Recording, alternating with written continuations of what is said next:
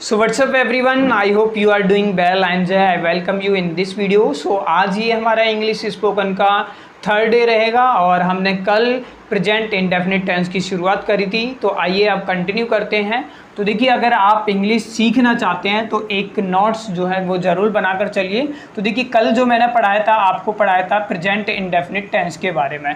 तो देखिए, आज भी हम जो है प्रेजेंट टेंस ही पढ़ेंगे, प्रेजेंट इंडेफिनिट टेंस। तो मेरा जो तरीका है वो बिल्कुल डिफरेंट रहता है इंग्लिश सिखाने का, इसलिए आपको ये चीज़ें जो है वो फॉलो ज़रूर करनी होगी जिनकी इंग्लिश बहुत ज़्यादा वीक रहती है। तो प्रेजेंट इंडेफिनिट टेंस, इस टेंस की पहचान क्या है? जिस वाक्य के अंत में क्या आ जाता है हमारा?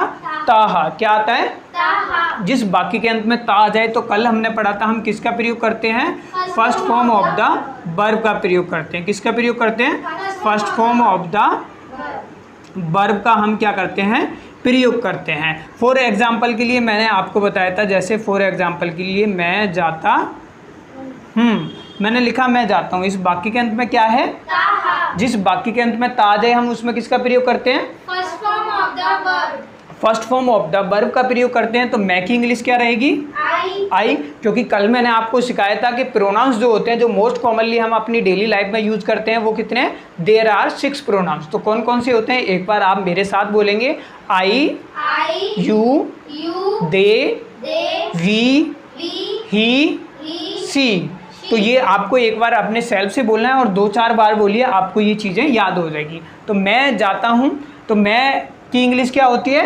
आई। और जाने की first form of the verb क्या होगी? गो। कैसे?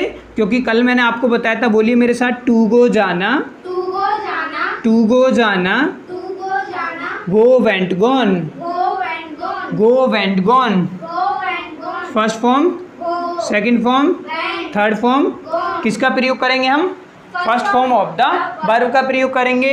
तो मैं जाता हूँ, जाने की first form of the verb क्या है?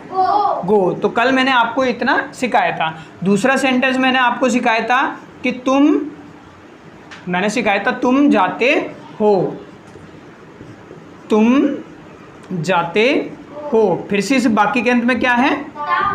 जिस वाक्य के अंत में ता है, उसमें हम किसका प्रयोग करते हैं? First form of the verb का प्रयोग करते हैं। तो तुम की इंग्लिश क्या होगी?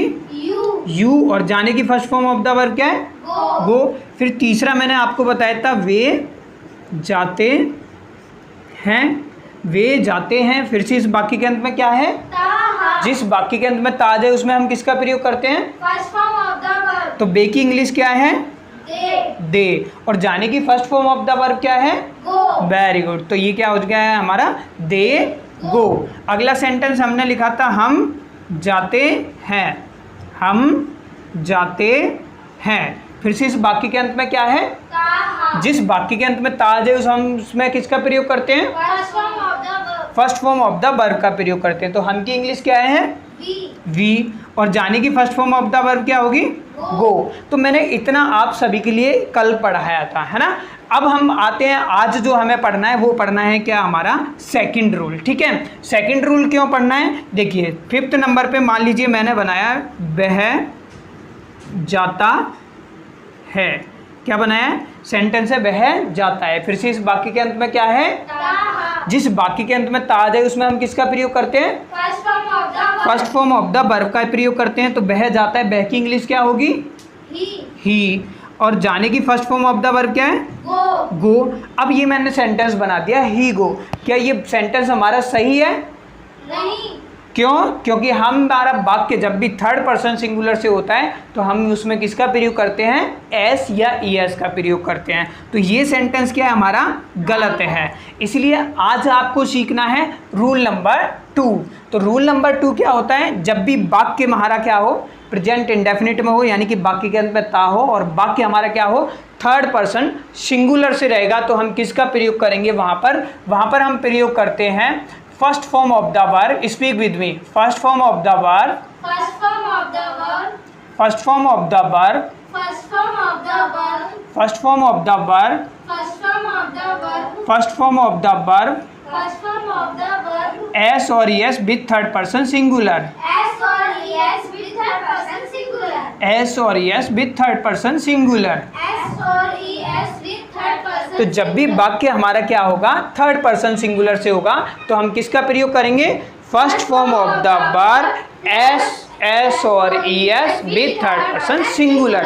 अब कंफ्यूजन होती है कि ये सिंगुलर क्या होता है, तो देखिए मैंने सारी चीज़ यहाँ पर आपको डिटेल से लिख रखी है। देखिए आई क्या होता है, फर्स्ट पर्सन सिंगुलर होता है, यू क्या होता है, सेकंड पर्सन प्लूरल होता है, दे क्या होता है, थर्ड पर्सन प्लूरल होता है, बी क्या होता है, फर्स्ट पर्सन प्लूरल है, ही क्या हमारा थर्ड पर्सन सिंगुलर है, सी क्या हमारा थर्ड पर्सन सिंगुलर है। अब पर्सन का मतलब क्या होता है, व्यक्ति होता है, सिंगुलर का मतलब क्या है, एक वचन, या क्या कह सकते हैं हम इसे, अकेला बोल सकते हैं, ठीक है, यानी कि अकेला रहेगा।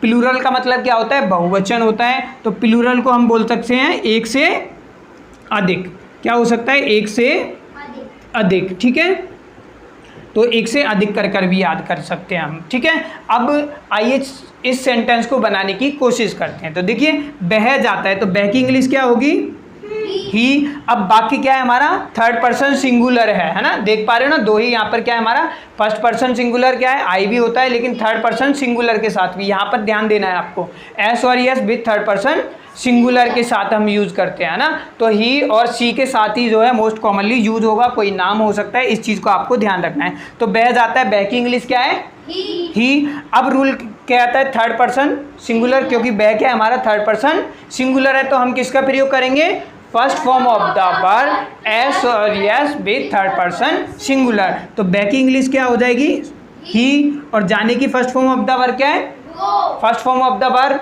लेकिन अब सवाल आता है इसमें एस लगाएं या ई एस लगाएं, तो हमेशा याद रखो जब भी वर्ब में आपको दिखाई दे O X C H S H double S H C H, तो हम क्या लगाएंगे, ई एस लगाएंगे, अदरवाइज हम क्या लगाएंगे, एस लगाएंगे। फॉर एग्जाम्पल के लिए मान लीजिए आपने यहाँ पर मिस लिखा, ठीक है, तो यहाँ पर क्या आ गया आपका, डबल एस भी आप ऐड ऑन कर लेना, इसमें रह गया, तो क्या हो गया हमारा, मिसिज हो गया। अब टी टैग हो गया ना, टीच क्या हो गया, टीच, ठीक है, बहुत से बच्चे इसे टैग पढ़ लेते हैं, तो ये क्या है, टीच। टीच में अब आप देख पा रहे हो क्या आ रहा है, इसमें सी एच आ रहा है, तो हम इसमें क्या लगाएंगे, एस या ई एस लगाएंगे, ई एस लगेगा, तो क्या हो जाएगा, ये टीचीज हो जाएगा। ऐसी मैंने लिखा वॉश, तो वॉश में एस एच आ रहा है, तो ये क्या हो जाएगा हमारा, एस लगेगा, ई एस लगेगा, वेरी गुड। ऐसी मैंने यहाँ पर राइट लिखा, तो आप बताओ इसमें एस लगेगा या ई एस लगेगा, क्यों, क्योंकि इसमें एस लगेगा, क्यों लगेगा, क्योंकि यहाँ पर आप देख पा रहे हो ई आ रहा है, तो वहाँ पर ऐसा कुछ भी नहीं है। ऐसी इसमें देखिए गो आ रहा है, तो ओ आ गया, तो उसमें एस लगाएंगे या ई एस लगाएंगे, ई एस लगाएंगे, है ना, तो ही गोज, तो इसमें एस लगेगा या ई एस लगेगा, वेरी गुड, क्योंकि अगर आपने एस लगा दिया तो भी ये गलत हो जाएगा, तो सही सेंटेंस क्या होगा, ही गोज, ठीक है। आगे देखते हैं, अगला मैंने लिखा 6 नंबर, देखिए बह जाती है, फिर से इस वाक्य के अंत में क्या है, फिर से इस वाक्य के अंत में क्या है, और वाक्य हमारा कैसा है, थर्ड पर्सन सिंगुलर से है, तो जब भी वाक्य के अंत में ता हो और वाक्य हमारा थर्ड पर्सन सिंगुलर से होता है, तो हम किसका प्रयोग करेंगे, first form of the verb S और E S with third person singular. तो बह की इंग्लिश क्या होगी, सी, और जाने की first form of the verb क्या है, गो में क्या करेंगे, एस या ई एस में लगाएंगे। तो मैंने आपको बोला, एक बार मेरे साथ बोलेंगे आप कि जब भी वर्ब में आपको क्या दिखाई हो, O X C H S H, है ना, या आपको डबल एस दिखाई दे, तो मैं यहाँ पर डबल एस कर देता हूँ, तो हम वहाँ पर क्या लगाएंगे, ई एस लगाते हैं, अदरवाइज क्या करते हैं, हम एस का प्रयोग करते हैं। तो यहाँ पर क्या आ जाएगा हमारा, एस या ई एस, वेरी गुड। अगला सेंटेंस देखो, मैंने लिखा मोहन खेलता है, मोहन खेलता है। तो अब बताओ ये वाक्य हमारा थर्ड पर्सन सिंगुलर से है या नहीं है, है। क्यों है, क्योंकि ये बह को क्या कर रहा है, रिप्रेजेंट कर रहा है, क्या कर रहा है, रिप्रेजेंट हमारा कर रहा है। तो आपको है ना एक चीज मैं यहाँ पर बता देता हूँ कि किस किस का जो है रिप्रेजेंटेटिव होता है। तो प्रोनाउंस रिप्रेजेंट, आपको ये पता होना चाहिए, प्रोनाउन रिप्रेजेंट, PRE रिप्रेजेंटेटिव। अब देखिए रिप्रेजेंटेटिव कैसा होता है, जैसे क्लास में आपके टीचर नहीं होते हैं तो आप क्लास के रिप्रेजेंटेटिव बन जाते हैं, मैम बोल देती है, मॉनिटर वहाँ पर खड़ा रहेगा। ऐसी सपोज करिए आपके अगर हम बात करें आपके एरिया में एक एमएलए रहता है, तो एमएलए कभी आपको ऑफिस में नहीं मिलता तो उनका रिप्रेजेंटेटिव क्या मिलता है, आपको ऑफिस में मिल जाता है। ठीक है, तो आइए सबसे पहले हम समझ लेते हैं कि प्रोनाउंस कौन कौन से पढ़ाए थे मैंने, कौन से होते हैं, बोलिए मेरे साथ। आई, यू, दे, वी, ही, सी, तो ये क्या होते हैं, हमारे प्रोनाउंस होते हैं। ठीक है, तो आई का कोई रिप्रेजेंटेटिव नहीं होता है, यू का रिप्रेजेंटेटिव आपका नहीं होता है, दे का आपका रिप्रेजेंटेटिव आपका हो सकता है, क्योंकि 1 + 1 कर क्या है 2 हो सकता है। जैसे क्या है, मैंने बोला बे खेलते हैं, ठीक है, हिंदी में समझिए पहले, बे खेलते हैं, फिर मैंने बोला कि राम और मोहन खेलते हैं, तो ये भी क्या हो गया, इनका राम और मोहन का रिप्रेजेंटेटिव कौन हो गया, यहाँ पर बे हो गया, तो इसलिए इनका रिप्रेजेंटेटिव आपका होता है। ठीक है, अब बात आती है बी की, तो बताइए बी का रिप्रेजेंटेटिव होता है, नहीं होता, ही का होता है, सी का होता है। तो अब देखिए यहाँ पर क्या है, ही, यानी कि अगर मैं इसकी जगह इस सेंटेंस को कुछ इस तरीके से लिखता हूँ, वह खेलता है ना, मुझे नाम नहीं लेना, तो मैंने लिख दिया वह खेलता है, या मैंने बोल दिया कि वह की जगह क्या है, मोहन खेलता है। तो इस सेंटेंस को आप किस तरीके से बनाते हैं, वह की इंग्लिश क्या होती है, ही, और आपको पता है कि ही क्या है, हमारा 3rd पर्सन सिंगुलर है, तो हम उसमें क्या कर देते हैं, एस या ईएस लगा देते हैं। अब प्ले की कल मैंने इंग्लिश आपको बताई थी, प्ले मीन्स क्या होता है, खेलना होता है। अब इसमें एस लगेगा या ईएस लगेगा, तो क्या लगेगा, इसमें एस लग जाएगा। ठीक है, क्लियर हुआ ये यहाँ तक। अब वह की जगह क्या है, मैंने मोहन लिख दिया, तो मैंने यहाँ पर लिख दिया मोहन। ठीक है, अब first form of the verb लगाएंगे, तो मैंने क्या करा, यहाँ पर first form of the verb लगा दी, और इसमें क्या करूँगा मैं, एस या ईएस लगा दूंगा, तो क्या आ जाएगा, एस आ जाएगा। तो यहाँ पर ही का क्या हो गया, ही का मतलब क्या होता है, वह हो गया, और वह की जगह किसी का नाम उसका क्या हो जाएगा, रिप्रेजेंटेटिव हो जाएगा। सेम इसी तरीके से जैसे मैंने दे का भी आपको बताया था। तो ये कंसेप्ट होपफुली आपको समझ आ चुका होगा, नहीं आया होगा तो एक बार इस वीडियो को आप दोबारा से देखेंगे। आइए आगे बढ़ते हैं, इस सेंटेंस को मैं करता हूँ, आपको समझ आ चुका होगा। अगला सेंटेंस हम बोलते हैं, मैंने लिख दिया मोहन की जगह मैंने यहाँ पर लिखा सीता खेलती है। अब फिर से इस वाक्य के अंत में क्या है, जिस वाक्य के अंत में ता आ जाए और वाक्य हमारा 3rd पर्सन सिंगुलर से हो, तो हम किसका प्रयोग करेंगे, first form of the verb S और ES with 3rd person singular. तो सीता की स्पेलिंग क्या रहेगी, SITA। ठीक है, सीता। अब खेलने की first form of the verb क्या रहेगी, प्ले। अब आपको पता है कि 3rd पर्सन है, तो इसमें एस या ईएस लगा देंगे। इसकी जगह आप इसे इस तरीके से भी बना सकते थे, वह खेलती है। अगला सेंटेंस देखो, मैंने बोला बे खेलते हैं, बे खेलते हैं, तो फिर से इस वाक्य के अंत में क्या है, इस वाक्य के अंत में क्या है, ताहा। लेकिन वाक्य के अंत में ता आ जाए तो हम किसका प्रयोग करते हैं, first form of the verb का। लेकिन आज हम पढ़ रहे हैं first form of the verb S और ES with 3rd person singular. तो अब देखिए जरा, आप दे को देखिए, तो ये भी क्या है, आपका 3rd पर्सन तो है, लेकिन क्या है, ये आपका सिंगुलर है क्या, नहीं, क्या है, ये आपका प्लूरल है। तो आप यहाँ पर क्या करोगे, ये वाला रूल लगाओगे या ये वाला, तो कौन सा रूल लगाओगे आप, रूल नंबर 1 लगाओगे। ठीक है, तो इसमें कंफ्यूज नहीं होना है आपको, तो क्या लग जाएगा आपका, दे प्ले हो जाएगा। ठीक है, अब देखिए मैंने दूसरा सेंटेंस लिखा, मैंने लिख दिया राम और मोहन लिख देता हूँ, चलो राम और सीता लिख देते हैं, राम और सीता खेलते हैं। ठीक है, अब देखिए यहाँ पर एक था तो एस और ईएस लग रहा था, लेकिन इसमें देखिए मैंने लिखा राम, क्योंकि इस वाक्य के अंत में भी क्या है, ता है, लेकिन वाक्य क्या है हमारा, 3rd पर्सन क्या है, आपको लगेगा ये सिंगुलर है, लेकिन ये सिंगुलर नहीं है। लेकिन बे की जगह आप देखिए एक से अधिक व्यक्ति हो गए ना, अगर एक होता तो हम क्या बोलते इसे, 3rd पर्सन सिंगुलर, और सिंगुलर के साथ हम एस और ईएस लगा देते हैं first form of the verb. अब यहाँ पर 2 हो गए, तो हमारा रूल कौन सा लग जाएगा, रूल नंबर 1 लग जाएगा। तो राम एंड सीता क्या हो जाएगा, प्ले हो जाएगा। क्या आपको चीज़ें समझ आ रही हैं, बताइए, आ रही हैं, समझें, वेरी गुड। तो आपको ये चीज़ें बिल्कुल पता होनी चाहिए। ठीक है, अब देखिए एक चीज़ और लिखता हूँ, जैसे मैंने एक और सेंटेंस लिखा, जैसे मेरे पिताजी अखबार पढ़ते हैं। मेरे पिताजी अखबार पढ़ते हैं। फिर से इस वाक्य के अंत में क्या है, क्या है इस वाक्य के अंत में, जिस वाक्य के अंत में ता आ जाए उसमें किसका प्रयोग करेंगे हम, first form of the verb का प्रयोग करेंगे। अब आपको ये पहचानना है कि आपके पिताजी पढ़ते हैं, तो ये बताइए वाक्य हमारा थर्ड पर्सन सिंगुलर होगा या नहीं होगा, होगा। कैसे होगा, क्योंकि मेरे पिताजी, सपोज कीजिए मैं हूं, ठीक है, और मेरे पिताजी हैं, तो वो थर्ड पर्सन हुए। ठीक है, तो क्या हो जाएगा, माई फादर। ठीक है, क्या हो जाएगा, माई फादर।